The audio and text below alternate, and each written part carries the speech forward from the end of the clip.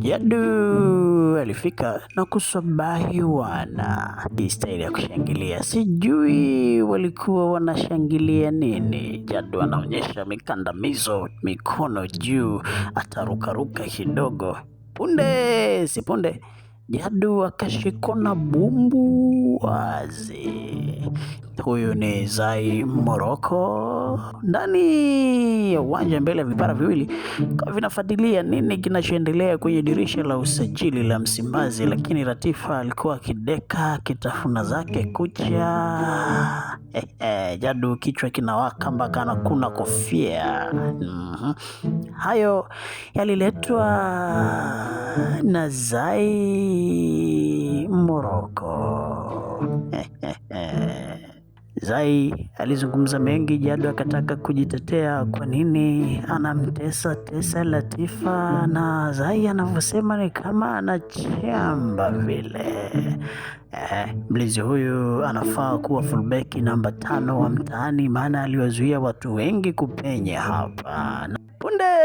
Punde mtu mmoja mnene kipande kweli kweli alibeba bobo la juisi, wanene kwa kula. Huku na huku Latifa ameshikilia tambo lake hapo, hataki kuliachia laini yake. Mbele yao yuko JB. JB akarudi nyuma kidogo, akamwambia vijana, kuna kaharufu na kasikia hapa.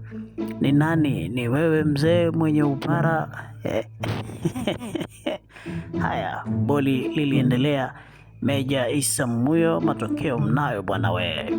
Latifa aliendelea kushika kichwa akiwaza maneno mengi yaliyosema Zai kuhusiana na mambo ya Morocco, lakini Jadu alijaribu kujitetea kwamba huyu ndafanya kila kitu, ngoja nimnunulie ice cream uone anavyoifanya. Zai akasema, mnunulie shoga yangu, mimi nitajua anakulaje, nitasema.